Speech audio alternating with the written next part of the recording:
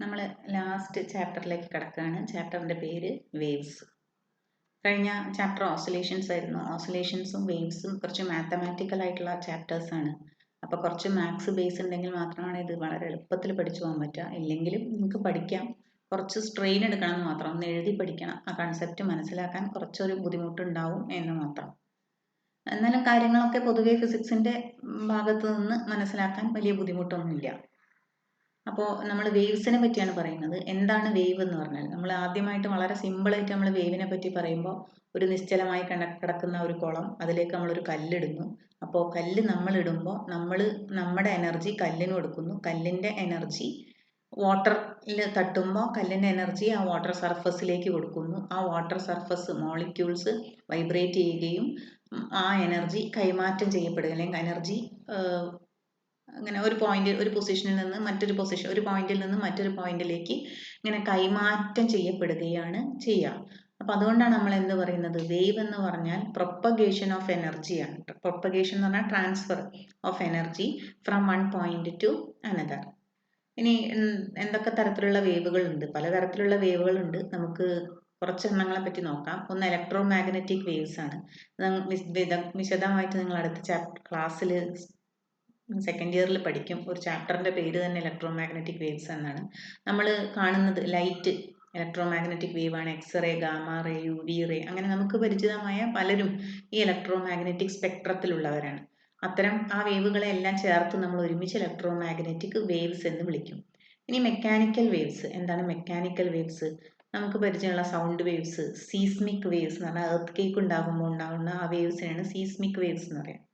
അടുത്ത matter waves. ആ പേര് സൂചിപ്പിക്കുന്നത് പോലെ തന്നെ മാറ്ററിലുള്ള പാർട്ടിക്കിൾസ് ഏതൊക്കെയാണ്? ആറ്റം, മോളിക്യൂൾസ്, പിന്നെ ഇലക്ട്രോൺസ്, പ്രോട്ടോൺസ്, ന്യൂട്രോൺസ്, അവരൊക്കെ ഒരു വേവ് പോലെ സഞ്ചരിക്കുന്നു എന്ന് നിങ്ങൾ അടുത്ത വർഷം വിശദമായി തന്നെ പഠിക്കും. അതായത് ഇപ്പം നമ്മളെ മനസ്സിൽ ഇലക്ട്രോൺ എന്ന് പറയുമ്പോൾ ഒരു പാർട്ടിക്കിൾ ആയിട്ടാണ് ഉള്ളതെങ്കിൽ അവർക്കൊരു വേവ് നേച്ചറും ഉണ്ട് എന്ന് കുറച്ച് കഴിയുമ്പോൾ നമുക്ക് മനസ്സിലാവും. അങ്ങനെയാണ് ഡി ബ്രോഗ്ലി ഹൈപ്പോത്തസിസും ബോർസ്, നിങ്ങൾ കെമിസ്ട്രി ഉണ്ടാവും, ബോർസ് മോഡൽ ഓഫ് ആറ്റം ഒക്കെ വരുന്നത്. അപ്പോൾ അത്തരത്തിലുള്ള വേവുകളെയാണ് നമ്മൾ മാറ്റർ വേവ്സ് എന്ന് വിളിക്കുക. കണ്ടോ, particles like electron, proton etcetera. ഇനി മെക്കാനിക്കൽ വേവ്സിനെ പറ്റിയാണ് നമ്മൾ ഈ ചാപ്റ്ററിൽ പഠിക്കാൻ പോകുന്നത്. മെക്കാനിക്കൽ വേവ്സിനെ രണ്ടായിട്ട് തരംതിരിക്കാം. ലോങ്ങിറ്റ്യൂഡിനൽ വേവ്സും ട്രാൻസ്വേഴ്സ് വേവ്സും. വളരെ ഇമ്പോർട്ടൻ്റ് ആണ്. എന്താണ് ട്രാൻസ്വേഴ്സ് വേവ്സ്? നിങ്ങളൊരു നൂല് വലിച്ചു കെട്ടുക. ഒരു രണ്ട് ജനലുകളിൽ ഒരു നൂല് വലിച്ചു കെട്ടുക. എന്നിട്ട് ആ നൂലിനെ താഴേക്ക് പിടിച്ചു വലിക്കുക, ഇട്ട് വിടുക. അപ്പോൾ ഈ നൂലിലൂടെ ഒരു വേവ് ഇങ്ങനെ മുന്നോട്ടേക്ക് പോകുന്നതായിട്ട് കാണാം. അത്തരം വേവുകളെയാണ് നമ്മൾ ട്രാൻസ്വേഴ്സ് വേവ് എന്ന് വിളിക്കുക. അപ്പം അതിനെങ്ങനെയാണ് ഡിഫൈൻ ചെയ്യുക? ഡയറക്ഷൻ ഓഫ് വൈബ്രേഷൻ, നമ്മൾ താഴേക്ക് പിടിച്ചിട്ടല്ലേ വലിച്ചത്. അപ്പം direction of vibration of the particles will be perpendicular to the direction of propagation. Wave മുന്നോട്ടാണ് പോകുന്നത്. മുന്നോട്ട് പോകുന്ന വേവിന് പെർപെൻഡിക്കുലർ ആയിട്ട് മുകളിലും താഴെയും എന്ത് ചെയ്യും? ഈ പാർട്ടിക്കിൾസ് വൈബ്രേറ്റ് ചെയ്യും. അത്തരം വേവുകളെയാണ് നമ്മൾ ട്രാൻസ്വേഴ്സ് വേവ് എന്ന് വിളിക്കുക. Example, waves on A stretched string. ഈ ട്രാൻസ്വേഴ്സ് വേവിനെ കുറച്ചുകൂടി ഫിസിക്സ് പരമായിട്ട് പറഞ്ഞാൽ ട്രാൻസ്വേഴ്സ് വേവ് എന്ന് പറയുമ്പോൾ, അല്ലെങ്കിൽ ആ വാക്ക് നോക്കൂ, vibration of the particles perpendicular to direction of propagation. ഇത് ഷിയർ സ്ട്രെയിനുമായി ബന്ധപ്പെട്ടതാണ്. മീഡിയത്തിന്റെ ഷിയർ സ്ട്രെയിനുമായി ബന്ധപ്പെട്ടിട്ടാണ് ഇത്തരം വേവുകൾ ഉണ്ടാവുക. അപ്പോൾ നിങ്ങളിത് കഴിഞ്ഞ ചാപ്റ്റർ സോളിഡ്സിന്റെ ചാപ്റ്ററിൽ ഈ വാക്ക് കേട്ടിട്ടുണ്ടാവും, ഷിയർ സ്ട്രെയിൻ. ഷിയർ സ്ട്രെയിൻ എന്ന് പറയുന്നത് നമ്മളൊരു കാർഡ്ബോർഡ് പെട്ടി വെച്ച് മുകളിൽ മാത്രം ഒരു ഫോഴ്സ് കൊടുക്കുമ്പോൾ മുകൾ ഭാഗം മാത്രം ചെരിയും അല്ലേ, താഴെ ഭാഗത്തിന് മാറ്റമൊന്നുമില്ല, അത് മുകൾ ഭാഗം മാത്രം ചെരിയും. അതിനാണ് നമ്മൾ ഷിയർ സ്ട്രെയിൻ എന്ന് പറഞ്ഞത്.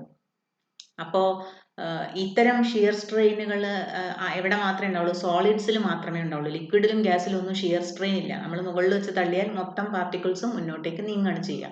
സോ ഷിയർ സ്ട്രെയിൻ ഉള്ള സോളിഡ്സിൽ മാത്രമാണ് ആർക്ക് പ്രൊപ്പഗേറ്റ് ചെയ്യാൻ പറ്റുള്ളൂ? ട്രാൻസ്വേഴ്സ് വേവ്സിന് പ്രൊപ്പഗേറ്റ് ചെയ്യാൻ പറ്റുള്ളൂ. അതൊരു ഇമ്പോർട്ടൻറ്റ് പോയിന്റ് ആണ്.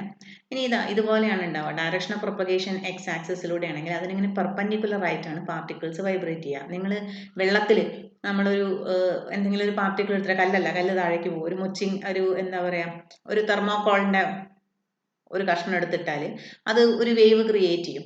അപ്പോൾ നിങ്ങൾ ആ ഇതിൽ ശ്രദ്ധിച്ച് നോക്കിയാൽ നിങ്ങൾക്ക് കാണാം, ഒരു കുപ്പിയുടെ മൂടി ഒക്കെ എടുത്തിടുകയാണെങ്കിൽ ആ മൂടി അവിടെ തന്നെ നിന്ന് മുകളിലേക്കും താഴേക്കും ഇങ്ങനെ വൈബ്രേറ്റ് ചെയ്യുക, വേവ്സ് ഇങ്ങനെ പുറത്തേക്ക് പോയിക്കൊണ്ടിരിക്കും. അതായത് ആ എനർജി പുറത്തേക്ക് ട്രാൻസ്മിറ്റ് ചെയ്യും.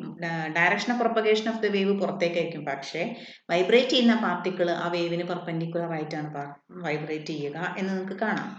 അപ്പോൾ ഇത്തരം വൈബ്രേഷനിൽ മാക്സിമം ആംപ്ലിറ്റ്യൂഡ് ഉള്ള പോയിന്റുകളെ നമ്മൾ ക്രസ്റ്റ് എന്നും മിനിമം ആംപ്ലിറ്റ്യൂഡ് ഉള്ള പോയിന്റുകളെ നമ്മൾ ട്രഫ് എന്നും വിളിക്കും. വളരെ ഇമ്പോർട്ടൻ്റ് ആണ്. ഇതൊക്കെ നിങ്ങൾ ഹൈസ്കൂൾ ക്ലാസ്സിൽ കേട്ടിട്ടുണ്ടാവും. Wave propagates in the form of crest and trough. ട്രാൻസ്വേഴ്സിൽ ഇട്ടോ ഈ ലോങ്ങിറ്റ്യൂഡിനൽ ഇതൊക്കെ മാറും. പോയിന്റ്സ് ഓഫ് മാക്സിമം ഡിസ്പ്ലേസ്മെന്റിനെയാണ് ക്രസ്റ്റ് എന്ന് വിളിക്കുക, പോയിന്റ്സ് ഓഫ് മിനിമം ഡിസ്പ്ലേസ്മെന്റിനെയാണ് ട്രഫ് എന്ന് വിളിക്കുക. ഇനി വേറെ എവിടെയൊക്കെയാണ് നമ്മൾ ട്രാൻസ്വേഴ്സ് വേവ് കാണുക? നമ്മൾ കഴിഞ്ഞ ചാപ്റ്ററിൽ ലിക്വിഡ്സ് പഠിച്ചപ്പോൾ, ഫ്ലൂയിഡ്സ് പഠിച്ചപ്പോൾ സർഫസ് ടെൻഷൻ, കാപ്പിലറി റൈസ് ഒക്കെ കണ്ടിരുന്നു. അപ്പോൾ ഈ കാപ്പിലറി വേവ്സ് എന്ന് പറയുന്നത് വളരെ ചെറിയ വേവ് ലെങ്ത് ഉള്ള ട്രാൻസ്വേഴ്സ് വേവ്സ് ആണ്. ഇവിടെ ആ വേവിൽ നിന്ന് തിരിച്ച് എങ്ങനെയാണ് സർഫസ് ടെൻഷൻ ഉള്ളത് കൊണ്ടാണ് എന്ത് ചെയ്യുന്നത്, ഇത്തരം വേവുകൾ ക്രിയേറ്റ് ചെയ്യപ്പെടുന്നത് എന്നൊക്കെ നമ്മൾ കണ്ടു കഴിഞ്ഞതാണ്. അടുത്തത് ഗ്രാവിറ്റേഷണൽ വേവ്സ് ആണ്. അത് വലിയൊരു കൺസെപ്റ്റ് ആണ്. ഗ്രാവിറ്റേഷണൽ വേവ്സ് എന്ന് പറഞ്ഞാൽ ഫോഴ്സ് ഓഫ് ഗ്രാവിറ്റി അല്ലെങ്കിൽ ഗ്രാവിറ്റിയുമായി ബന്ധപ്പെട്ടിട്ടുള്ള എന്ന് തൽക്കാലം ഇപ്പം നിങ്ങളുടെ സ്കോപ്പിൽ അങ്ങനെ മനസ്സിലാക്കിക്കോളൂ. ഗ്രാവിറ്റേഷണൽ വേവ്സിന് വളരെ വലിയ വേവ് ലെങ്ത് ഉണ്ടാകും, കാപ്പിലറി വേവിനേക്കാൾ കൂടിയ വേവ് ലെങ്ത് ഉണ്ടാകും. ഗ്രാവിറ്റി ഉള്ളത് കൊണ്ടാണ് ഈ ഗ്രാവിറ്റേഷണൽ വേവ്സ് റീസ്റ്റോറിംഗ് ഫോഴ്സ് കൊടുക്കുന്നത് ആരാണ്?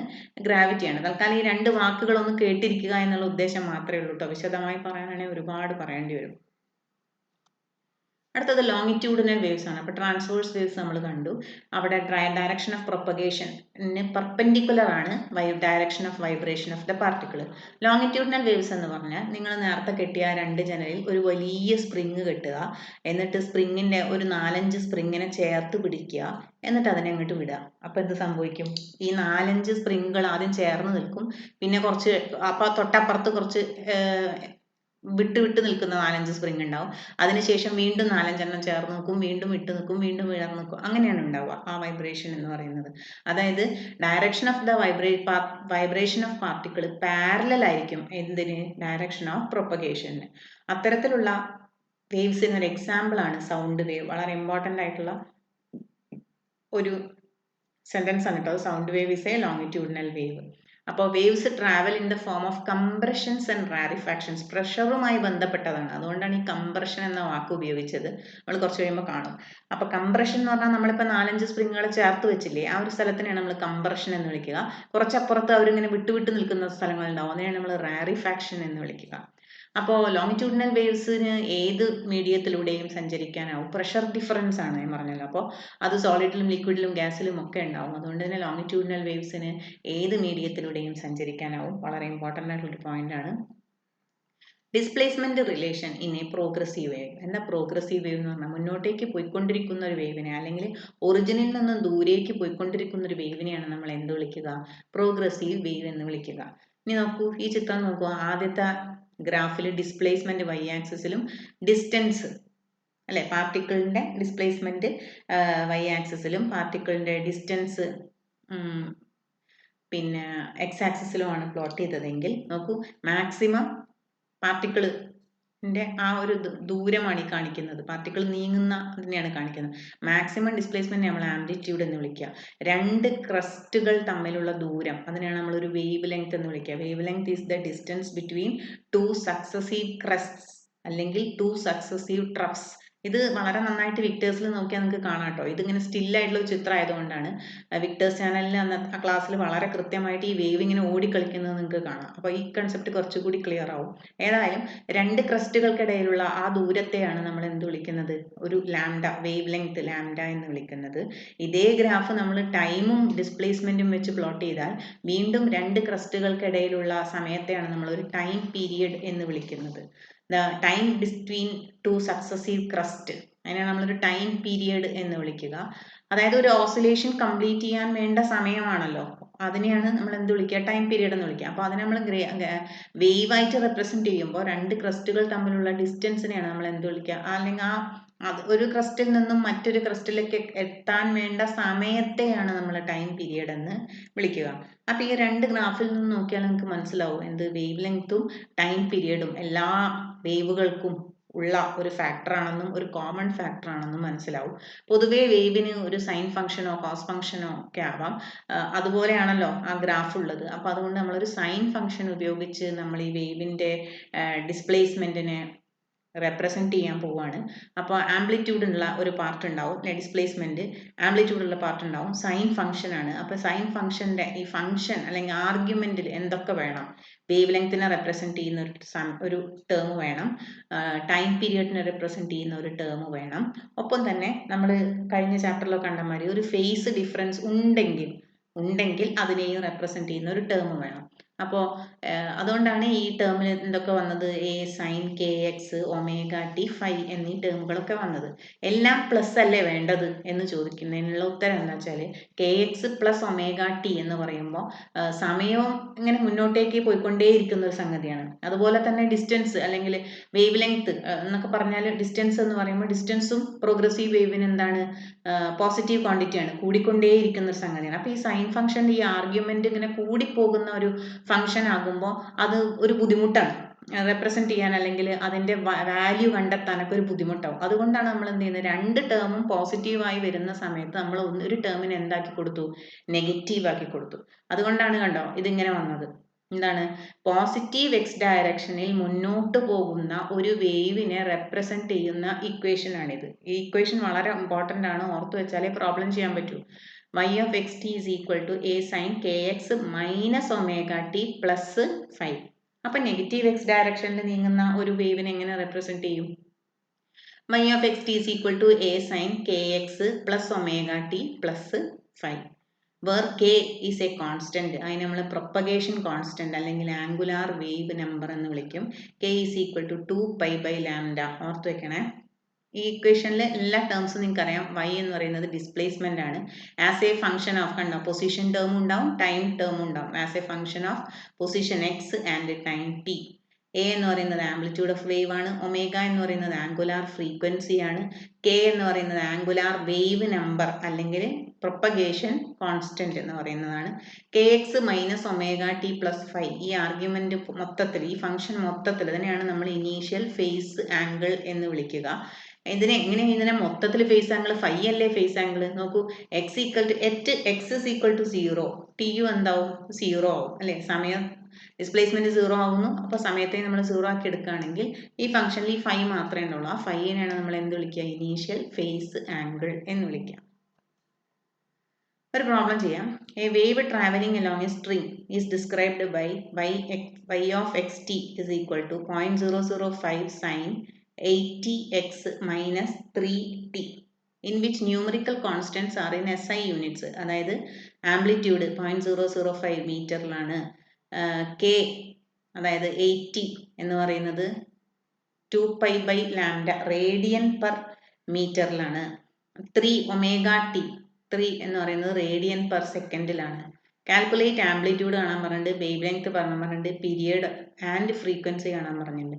അതുപോലെ തന്നെ calculate the displacement y of the wave at a distance x is equal to 3 cm and time t is equal to 20 seconds. അപ്പോൾ ഇങ്ങനെ ഒരു പ്രോബ്ലം ഉറപ്പായും പരീക്ഷയ്ക്ക് ഉണ്ടാകും. ചെയ്യേണ്ടത് ഇത്ര മാത്രമാണ്. ആദ്യം സ്റ്റാൻഡേർഡ് റിലേഷൻ എഴുതുക, തമ്മിൽ കമ്പയർ ചെയ്യുക, കുറേ ഡീറ്റെയിൽസ് നേരെ തന്നെ കിട്ടും. നോക്കാം. y of xt standard relation എന്താണ്? a sin kx minus omega t അല്ലേ? അപ്പോൾ we find amplitude of the wave. Compare ചെയ്യുമ്പോൾ amplitude a is equal to 0.005 metre, അതായത് 5 millimeter എന്ന് കിട്ടും.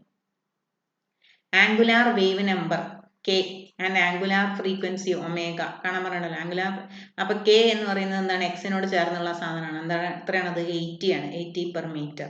ഒമേഗ എന്ന് പറയുന്നത് t യോട് ചേർന്നിരിക്കുന്ന സാധനം, അതായത് 3 per second radian per second ആണ്.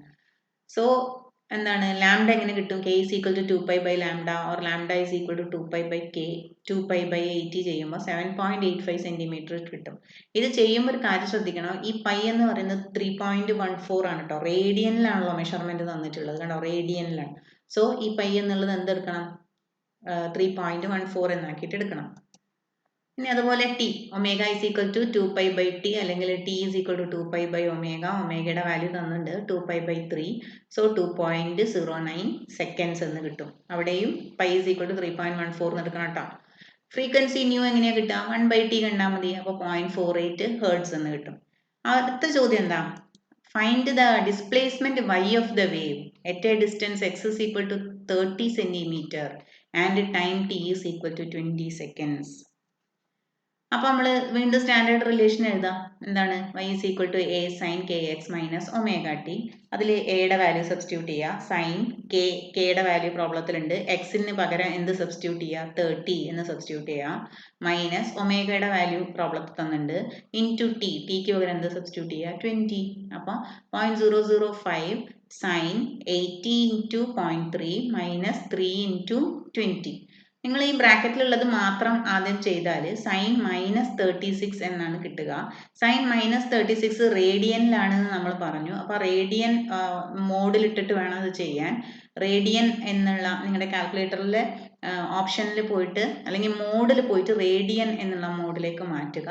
എന്നിട്ട് വേണം ഇത് ചെയ്യാൻ. ഇത്രയൊന്നും ചെയ്യാൻ അറിയില്ലെങ്കിൽ ഇവിടെ വെച്ചിട്ട് ഇത് നിർത്തിയാൽ മതി. 0.005 ഇൻറ്റു സൈൻ ഇത് ചെയ്യാലോ. ചെയ്താൽ ബാക്കി -36 കിട്ടും. അവിടെ വരെ ചെയ്യാം. ഇനി ഇത് ചെയ്യുക എങ്ങനെയാണ്? സൈൻ -36 റേഡിയനിൽ ഇടുക. സൈൻ -36 ഇൻറ്റു 0.005 എന്ന് പറഞ്ഞാൽ 5 മില്ലിമീറ്റർ ആണ് കിട്ടുക. ഇതിൽ വേറെയും കുറേ സ്റ്റെപ്സുകൾ കാണാം. അതെന്താണെന്ന് വെച്ചിട്ടുണ്ടെങ്കിൽ ഇതൊരു ഫേസ് ഫാക്ടറൊക്കെ ആയിട്ട് ബന്ധപ്പെട്ടിട്ടുള്ള ടേമാണ്. ഈ സൈൻ -36നെ പോസിറ്റീവ് ആക്കാൻ വേണ്ടി ചേർത്തിയ ടേമാണ്. അപ്പോൾ അതൊക്കെ കുറച്ചുകൂടി മാത്തമാറ്റിക്കലാണ്. അതുകൊണ്ട് അതിലേക്കൊന്നും പോകുന്നില്ല. നിങ്ങൾക്ക് കാൽക്കുലേറ്റർ ഉപയോഗിച്ച് ചെയ്യാവുന്നത് കൊണ്ട് ഇതിലൊന്നും പ്രശ്നമില്ല. സൈൻ -36 റേഡിയൻ മോഡിലിടുക. 0.005 ഇൻറ്റു സൈൻ -36 എന്ന് ചെയ്താൽ ഈ ഉത്തരം കിട്ടും. 0.0049 മില്ലിമീറ്റർ എന്ന് കിട്ടും. അതായത് 5 millimetre. A transverse harmonic wave on a wire is expressed as. ഇത് സ്ഥിരമായ ക്വസ്റ്റ്യൻ പേപ്പറിൽ കാണാറുള്ള ചോദ്യം കേട്ടോ. y of xt is equal to 3 sin 36t plus 0.018x plus pi by 4. Is it a stationary wave or a traveling one? അതാണ് ഒന്നാമത്തെ ചോദ്യം. ആദ്യം നമ്മൾ ഇത്തരം ഒരു ഇത് കിട്ടിയ സ്റ്റാൻഡേർഡ് റിലേഷനുമായിട്ട് കമ്പയർ ചെയ്യുക. കണ്ടോ? സ്റ്റാൻഡേർഡ് റിലേഷൻ ഇത് a sin kx plus omega t plus 5. അപ്പോൾ ഇത് നോക്കൂ, ഇവിടെ രണ്ടും പ്ലസ് ആണ് അല്ലേ? രണ്ടും പ്ലസ് ആണെന്ന് പറഞ്ഞാൽ അതിൻ്റെ അർത്ഥം എന്താണ്? ഇതൊരു പ്രോഗ്രസീവ് വേവ് ആണ്. ഏത് ഡയറക്ഷനിലാണ്? നെഗറ്റീവ് എക്സ് ഡയറക്ഷനിലേക്കാണ് ഇത് പോയിക്കൊണ്ടിരിക്കുന്നത് എന്നാണ് അർത്ഥം. സോ കണ്ടോ, it represents A progressive wave moving in negative X direction എന്ന് പറഞ്ഞാൽ പോസിറ്റീവ് എക്സ് ഡയറക്ഷൻ സാധാരണ ലെഫ്റ്റിൽ നിന്നും റൈറ്റിലേക്കാണ്. അപ്പോൾ നെഗറ്റീവ് എക്സ് ഡയറക്ഷൻ എന്ന് പറഞ്ഞാൽ റൈറ്റിൽ നിന്നും ലെഫ്റ്റിലേക്കാണ്. അതുകൊണ്ടാണ് റൈറ്റ് ടു ലെഫ്റ്റ് എന്ന് എഴുതിയത്. Find its frequency and amplitude. Frequency ആംപ്ലിറ്റ്യൂഡും ഒക്കെ എങ്ങനെ കിട്ടും? ആംപ്ലിറ്റ്യൂഡ് ഡയറക്റ്റ് ആയിട്ട് കമ്പയർ ചെയ്യുക. 3 സെൻറ്റിമീറ്റർ എന്ന് കിട്ടും. പിന്നെ നോക്കൂ, ഇവിടെ തന്നിട്ടുണ്ട് കേട്ടോ. X and Y are in centimetre, T in seconds. assume the left to right direction as positive direction ഒക്കെ തന്നിട്ടുണ്ട് പ്രോബ്ലത്തിൽ. ഇനി ഒമേഗ ആരുടെ കൂടെയുള്ള ടേം ആണ്? 36. ശ്രദ്ധിക്കണം, അവർ തിരിച്ചിട്ടാണ് എഴുതിയിട്ടുള്ളത്. അപ്പോൾ തന്നിട്ടുള്ള പ്രോബ്ലത്തിൽ നമ്മൾ ഇതുവരെ kx മൈനസ് ഒമേഗ ടി എന്നാണ് പഠിച്ചത്. kx plus omega t negative x ഡയറക്ഷനിലാവുമ്പോൾ അപ്പോൾ ഇവിടെ ടിയുടെ കൂടെ ഉള്ളതാണ് omega. So angular frequency omega is equal to 36 radian per second. K is equal to 0.018 centimetre. phi is equal to pi by 4. അപ്പോൾ രണ്ടാമത്തെ ചോദ്യം എന്താണ്? ആംപ്ലിറ്റ്യൂഡും ഫ്രീക്വൻസി. ആംപ്ലിറ്റ്യൂഡ് ഡയറക്റ്റ് ആയിട്ട് കിട്ടി. ഫ്രീക്വൻസി ഒമേഗ ആംഗുലാർ ഫ്രീക്വൻസിയാണ് തന്നിട്ടുള്ളത്. എങ്ങനെയാണ് ന്യൂ കിട്ടുക? Omega is equal to 2π nu, അല്ലെങ്കിൽ nu is equal to omega by 2π. അത് ചെയ്യുമ്പോൾ കണ്ടോ 3.14 വെച്ച് ചെയ്യണേ. 5.7 ഹേർട്സ് എന്ന് കിട്ടും. അടുത്തത് എന്താ? Give the initial phase at the origin. Direct ആയിട്ട് തന്നെ നമുക്ക് ഇവിടുന്ന് 5 is equal to pi by 4 ആണെന്ന് കിട്ടും. ഇനീഷ്യൽ ഫേസ് എത്രയാണ്? pi by 4 ആണ്. ഇനി calculate the smallest distance between two adjacent crest in a wave. എന്താണ് ഈ സ്മോളസ്റ്റ് ഡിസ്റ്റൻസ് പറഞ്ഞാൽ? ലാംഡയാണ്. സ്മോളസ്റ്റ് ഡിസ്റ്റൻസ് ബിറ്റ്വീൻ സക്സസീവ് ക്രസ്റ്റിനെയാണ് നമ്മൾ വേവ് ലെങ്ത് ലാംഡ എന്ന് വിളിക്കുക. അപ്പോൾ ഇവിടെ കെ തന്നിട്ടുണ്ട്. Lambda is equal to 2π by k ചെയ്യുക.